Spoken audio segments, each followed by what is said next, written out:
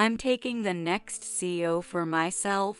Here, pick up the $1,000 alimony. Susanna, my best friend, sneers with a twisted smile. She mocked me from the bottom of her heart. Right beside her, my husband Max was grinning smugly. These two had been betraying me through their affair for who knows how long. Susanna probably stole Max from me just because he's the son of a big company CEO.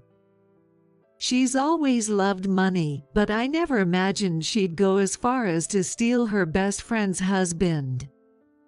I've lost both my husband and my best friend. Was I so blind in my judgment? I don't think I could have handled this situation on my own. But I have a strong ally. I close my eyes for a moment and take a deep breath. Then, I open them, glare directly at my two enemies in front of me, and raise the flag of counterattack. My name is Emily, a 45-year-old working housewife. I juggle a job at a company and care for my 8-year-old daughter while handling the household chores. There are plenty of women like me. But I'm a bit different from other people. Good morning, Emily. I'm counting on you today. Good morning, Dave. Let's do our best today. My workplace is a large company with annual sales of $500 million, run by my father-in-law, Dave. He's the CEO of a medical equipment manufacturer, and my husband Max is his only son. I met Max in college and started dating him after his confession. I lost my mom early on, and my dad raised me alone. But he was always busy with work, so I didn't get much attention from him. That's why I like caring women like you, Emily. He told me this a little after we started dating. It was well known among our college peers that Max was the son of a big company CEO. I never imagined I'd be able to date him, let alone marry him. People probably think I'm winning in life. But married life with Max wasn't all sunshine and roses. Hey, Max, I'd like to work. After graduating college, I married Max right away, but I found myself with too much time on my hands. I could afford to stay home, but I came from a typical middle-class family, so that kind of life just didn't sit well with me. So, I casually told Max I wanted to work. You're married to the CEO's son of a big company. If someone like you starts working outside, people will start rumors that the company is in trouble. Have some self-awareness, will you? He rejected my idea with a look of disdain. Before we got married, Max said he liked caring women. But he meant a woman who would cater to his needs. After marriage, he treated me like a servant and bossed me around. I wanted to work to escape that, but my wish fell on deaf ears. After the wedding, I spent my days with nothing but sighs. You seem down. Dave. One day, Dave returned home late after work and noticed me sulking in the corner of the living room. I couldn't help but spill everything to him. I see. I raised him as a single dad, so maybe he became spoiled with family because I couldn't give him much attention. Maybe. Isn't he a bit too spoiled, though? I fought, but I couldn't say that in front of Dave. I answered vaguely, and Dave smiled wryly before making this proposal. Emily, if you're okay with it, why not work at my company? What, really? I was overjoyed as Dave nodded with a smile. He said he'd explain the situation to Max, so I gratefully accepted his offer. After that, I began working at Dave's company, got pregnant with Lynn, and gave birth safely. I believed that having a child would bring Max back to his former, kinder self, but unfortunately, my prediction was wrong. Max continued to treat me as he always had, ordering me around. On top of that, I was constantly busy with parenting, work, and housework, but I preferred this lifestyle over doing nothing. By the way, despite being the son of a company CEO, Max hardly worked at all. He seemed content to rest on his laurels. It's pointless to work that hard. He'd say snidely, mocking my busy schedule. Lately, I felt like Max's attitude toward me was growing worse. My resentment continued to build. Max has been so cruel lately. The other day, this happened. That's clearly your husband's fault. My confidant and best friend was Susanna. We had known each other since high school, and she always listened to my complaints. We regularly met at our usual cafe that we had been frequenting since high school.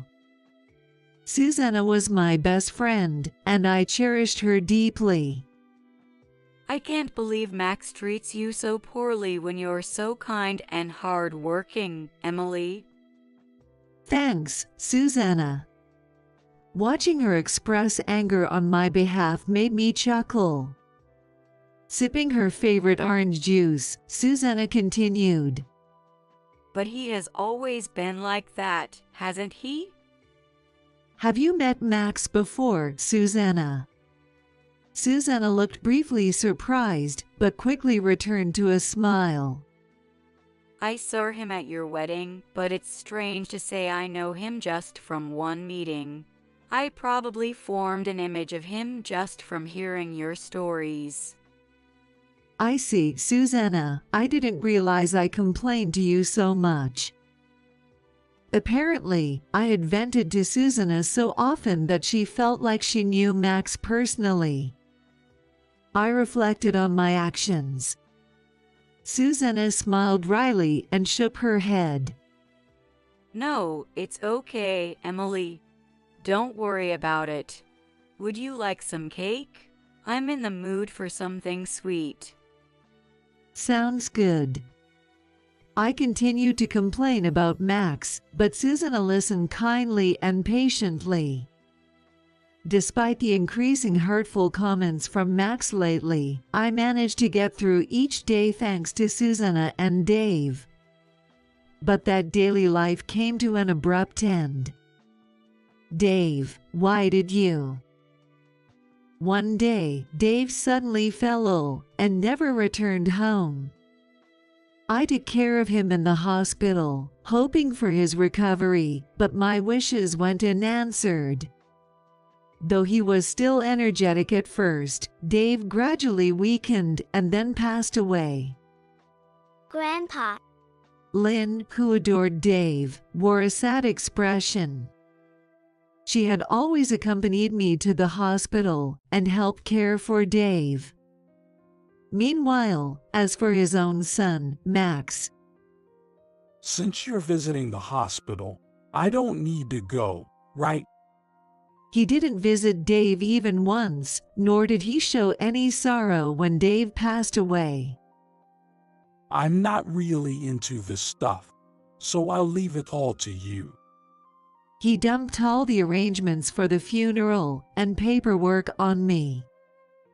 With help from Dave's legal advisors and employees, I managed, but I was dumbfounded by Max's selfish behavior.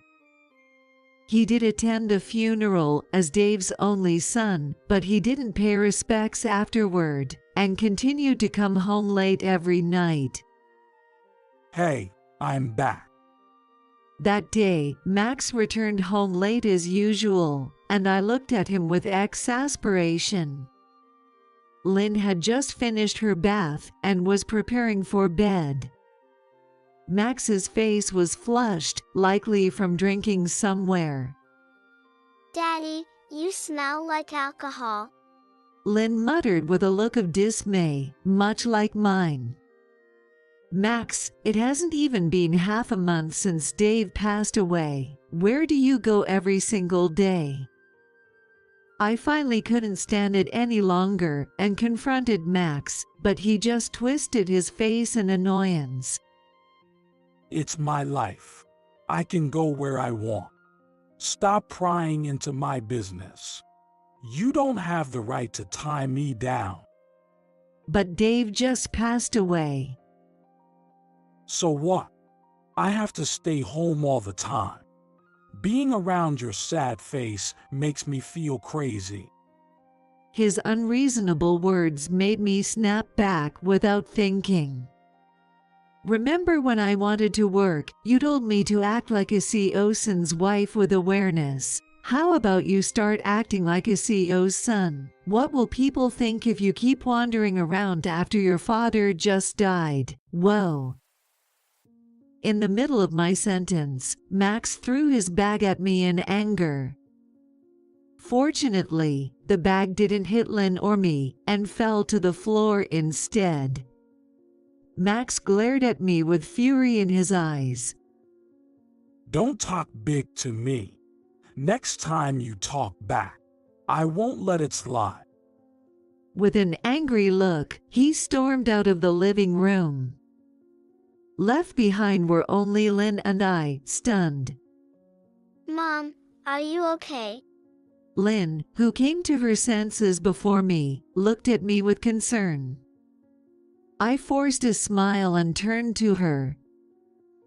I'm okay. I'm sorry you had to face something bad, Lynn. It's not your fault, Mom.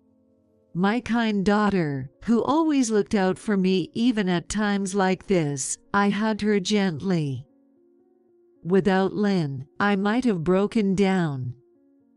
Despite Lynn grieving over her beloved grandfather, she still managed to offer me comforting words. Marrying Max might have been a mistake, but becoming a family with Dave and Lynn was the precious treasure I gained from this marriage. A few days later, sigh. I had just about managed to get the paperwork sorted, and all that was left was to wait for the memorial mass after Dave's death. Thinking I might have some time now, I was about to contact Susanna to vent when a call from Max. Max, who had gone out again today, called me suddenly. Hello, what's up? I need to talk. Meet me at the cafe near the station. His imperious tone made me want to sigh, as if he had been enjoying himself all day as usual. However, thinking it would be more trouble to refuse, I headed to the designated spot. This cafe, Susanna and I often use it. The cafe, which we had been visiting since high school, might look old, but the food served is delicious, and the ambience inside is stylish and calm. It was surprising that Max, who liked flashy places, knew this cafe, but I entered nonetheless. There, I was about to learn an unbelievable truth. Excuse me, what did you just say? Max, who had been waiting at a back table, immediately confronted me as I took my seat. That's why I said we're getting married. I want a divorce from you. Max grinned as he thrust a divorce paper at me. I wasn't shocked because Max wanted a divorce. It was shocking because the person Max said he was going to marry was sitting next to him. Sorry, Emily. I'm taking your husband. Susanna said this with a sarcastic tone, intertwining her arm with Max's. Now that Dave's gone and all the paperwork's finished, I thought it was a good opportunity to settle everything, right, Max? Susanna smiled at Max, who nodded back with a smile. How long have you two been together? Struggling to control my trembling voice, I asked them both. Let's see. Was it right after Lynn was born? I visited your house and met Max. He was quite frustrated because you weren't paying him any attention. Susanna spoke with a sneering smile, making crass remarks. It was an ugly grin that I had never seen before. You should start packing to leave. Out of pity, I'll let you stay in the house until you're ready. I'm going to Susan's place, so contact me when you're done. There was more I wanted to ask, but they quickly left a cafe after placing the divorce papers on the table. I stared at the divorce form, which Max had already signed, and let out a small sigh. I carefully folded the divorce papers and placed them in my bag, then took out my phone to call someone. A few days later, Are you done preparing to leave? Max returned home for the first time in a long while. After that day, he really moved into Susanna's place and had not come back to this house even once. In the meantime, I had hurriedly finished certain preparations and contacted Max yesterday. Lynn wasn't here right now. It wouldn't be right to involve a child in the ugly disputes that were about to unfold. So, I had left her with a coworker and friend who has children. Lynn is very attached to her and gets along well with her children, so she must be having a good time right now. This house, it's been a while since I've been here. It's always such a grand home. To think I'll be living here from now on, it's just perfect. A plain woman like you doesn't deserve a place like this. Susanna, cheerful and uninvited, was at Max's side. I didn't call Susanna, but she followed Max. Even as she hurled insults at me, she kept a smile on her face. She seemed quite pleased that, by divorcing me, she would become the wife of the CEO. Please, take a seat. I led them to the living room, and they looked surprised. Who is this? Don't let strangers into my house without permission. So, you've been cheating too. Guess it's fair then, right? A serious-looking man in a suit was sitting in the living room. He didn't even flinch at their disrespectful words. Don't be rude. This man was someone I had invited, certainly not an affair partner. Ignoring their petty provocations, I took my seat. So, are you ready to get divorced? Yes, I have the divorce papers right here. I presented the completed divorce papers, and they both smirked. At least you're prepared. Do you understand what's going to happen to you now? You'll no longer be a CEO's wife. You'll lose everything, such as money and a place to live. What awaits you is a bleak future after Max has discarded you. Susanna gloated triumphantly, and I calmly replied, Susanna, let me ask you one thing. Why did you have an affair with Max? Well, isn't it obvious? Max is the heir to a large corporation. If I marry him, I'll never have to worry about money. Hearing this, I understood internally. She had always been fond of money. Even spending her student days engrossed in part-time jobs, letting her grades slip. Even as an adult, I fought her greedy for money, but since Susanna was my friend, I never reproached her. Looking back, perhaps if I had cautioned her then, things might not have turned out this way. But it was all too late now. Hearing her words, Max shrugged exaggeratedly and wrapped an arm around her waist. Hey, you're just after my money. Oh, I do love you, of course, just as much as I love your money. With a raucous laugh, Susanna turned back to me. Then, as if to prove her point, she pulled out a wad of cash from her bag and tossed it in front of me with a thud. That next CO is mine. Here, take this $1,000 for your divorce. You'll be penniless afterward, so consider this a special gift. How crude these people are.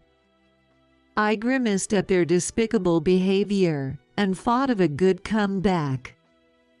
Just then, the man in the suit sitting next to me shook his shoulders. Moments later, he clutched his belly and burst into laughter. What the hell? Max let out a surprised gasp. Beside him, Susanna had a puzzled expression. Sorry, my apologies. You just seem to have no grasp of your own situation, so I couldn't help myself. Wiping away tears, the man took out a business card holder. He handed them each a card and introduced himself. Nice to meet you both. I'm John, an attorney who worked with the late CEO Dave. Attorney. Susanna was bewildered.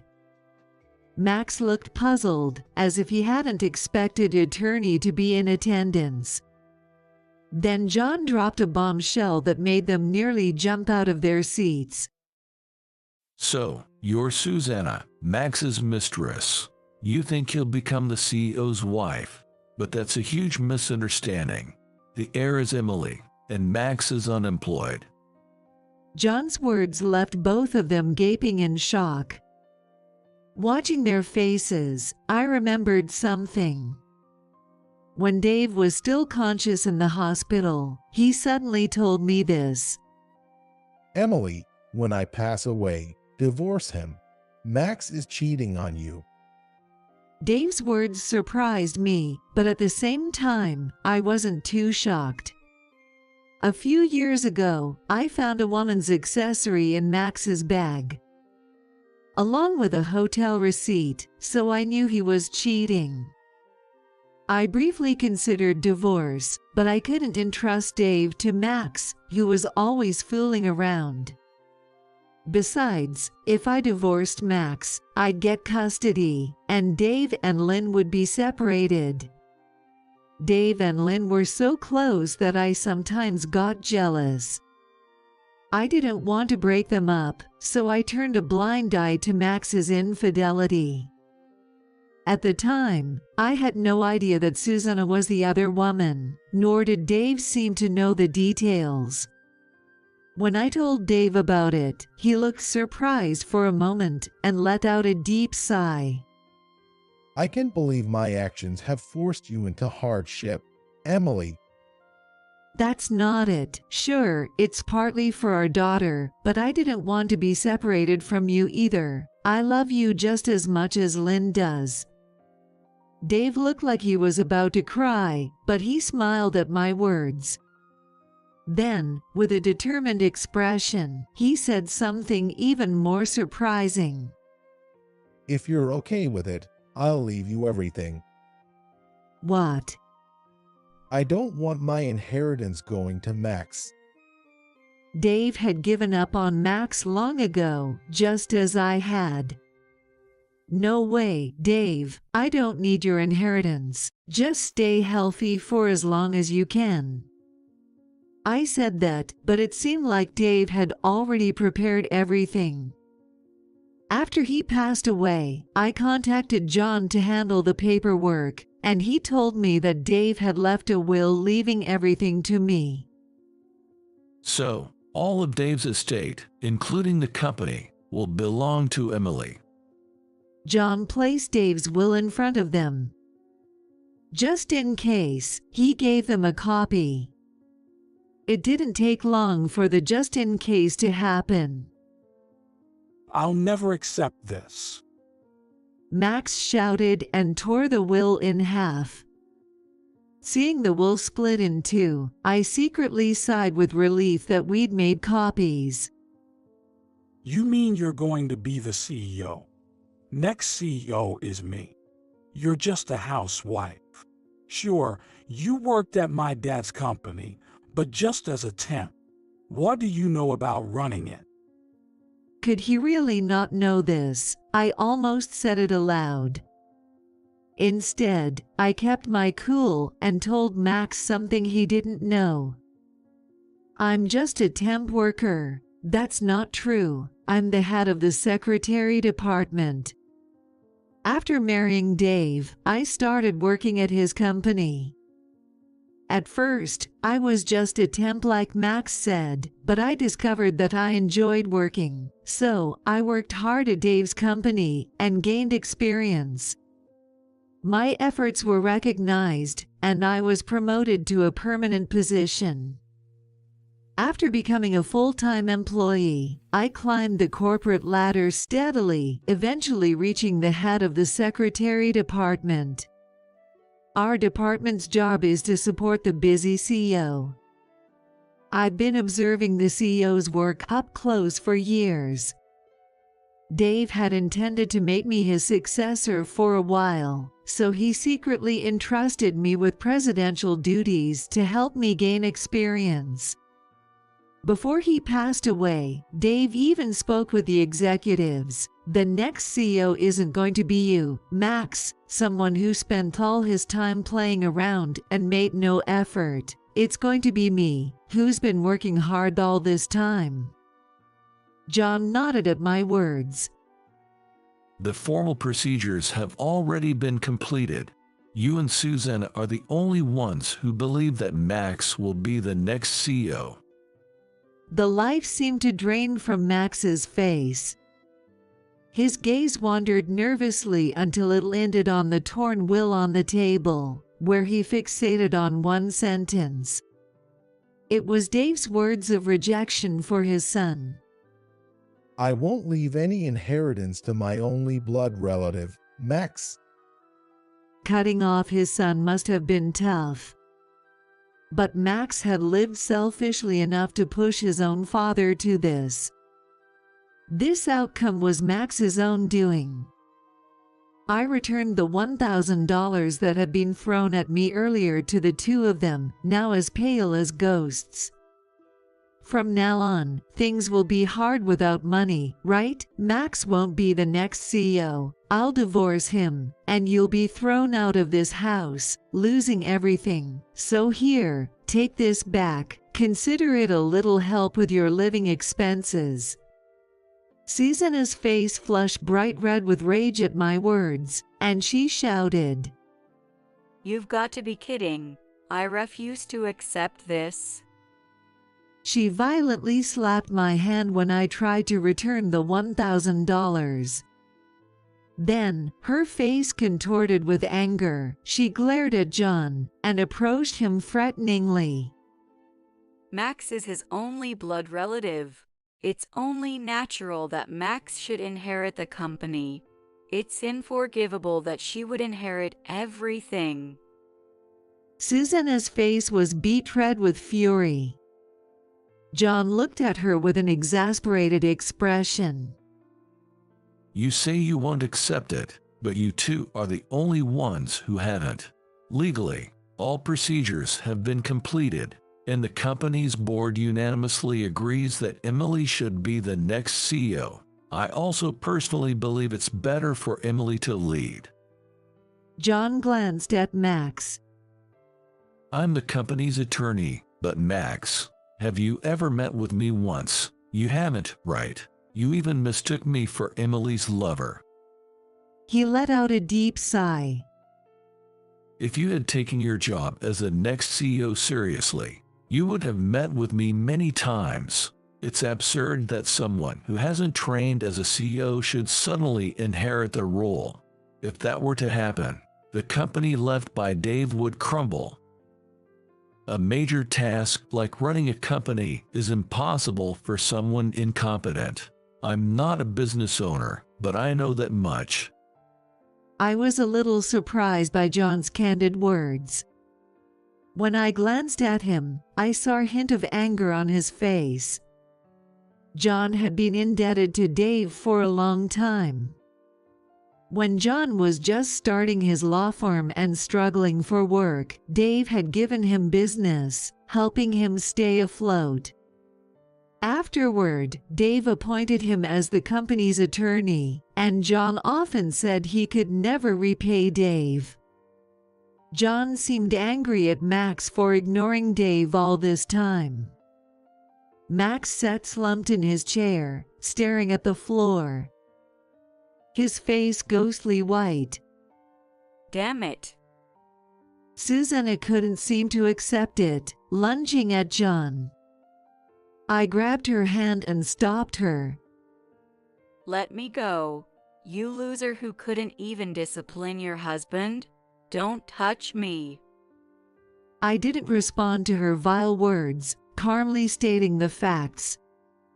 If you harm John, the company staff waiting outside will rush in. Oh no. Why are they here? The company's executives, concerned about potential danger, had suggested having a third party present at this meeting. We had called upon the staff who were skilled in martial arts. After the two entered the house, we had them secretly wait outside. When I explained this to Susanna, she paled and quietly sat down. It seemed she had realized she couldn't win. I decided to deliver the final blow to the now defeated pair.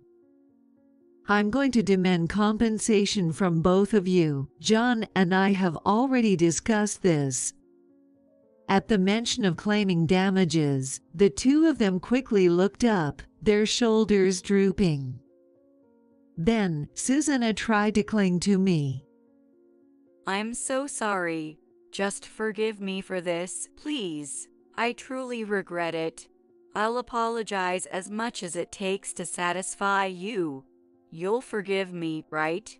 Because we're best friends. I brushed off Susanna's reaching hands with a cold response. No, we're done. I absolutely refuse to be friends with someone who would steal another person's husband for money. Don't ever pretend to be my friend again. It's disgusting. As Susanna's face fell into despair, Max kneeled down before me. Then he made a ridiculously audacious statement that left me flabbergasted. I'm sorry for everything. Let's start over. Jesus Christ. Divorce would be terrible for Lynn, right? Hearing Max use our daughter as an excuse, my anger surged. How selfish could he be? Lynn asks me almost every day when we'll divorce. What? She's 8 years old, Max. She's not a little kid who doesn't understand anything. She's long since lost any affection for you, after how you've disregarded Dave and me. Yes, just like Dave and me, Lynn had already lost familial love for the selfish Max. She had repeatedly told me how she wanted me to divorce and be happy. It took a while, but I was finally going to fulfill Lynn's wish. You no longer have a family. Everyone who was your family has abandoned you. I'm divorcing you, so live well with Susanna. That was your wish, right? At those words, Max collapsed on the floor in despair. Susanna also sat down abruptly, covering her face with her hands and sobbing softly. Later, when I tried to kick them out, they were too busy despairing and crying to leave. So, I asked the company staff waiting outside for help, and they managed to get them out. This house, too, was left to me by Dave. The ownership is already in my name, and it's no longer theirs. I plan to continue living here, cherishing the memories of Dave and with my beloved daughter. Thanks to John, we were able to complete all the procedures for the claim for damages smoothly.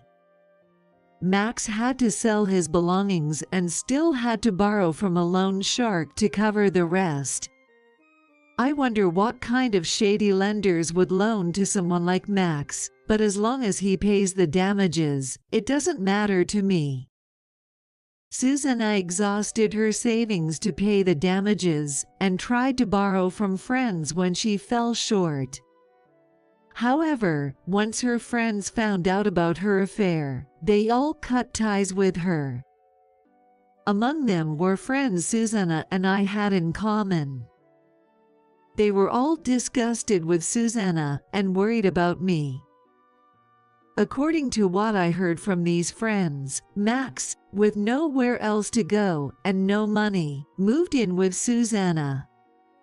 But Susanna blamed Max for her predicament. And they had a huge fight, leading to the neighbors calling the police. Eventually, Susanna kicked Max out, and I don't know where he is now. Wherever he is, it doesn't concern me. Susanna, struggling to pay back the damages, turned to the same shady loan sharks as Max. Her future looks as miserable as Max's. Meanwhile, I've taken over as the CEO at the company Dave left me, and it's keeping me very busy. Even though Dave trained me, being CEO is a challenging job. I'm managing with the support of the employees. What soothes my hectic days is my precious daughter. Mom, welcome back. You must be tired from work. I'm home, Lynn. You must be hungry, right? I'll make your favorite beef stew today. Yay! I love it, Mom. Just seeing Lynn's smile makes all the fatigue vanish. Though the days ahead may be tough, with Lynn by my side, I'm sure I'll be fine. And I know Dave is watching over us from heaven. As long as he can rest easy up there, I'll do everything I can down here.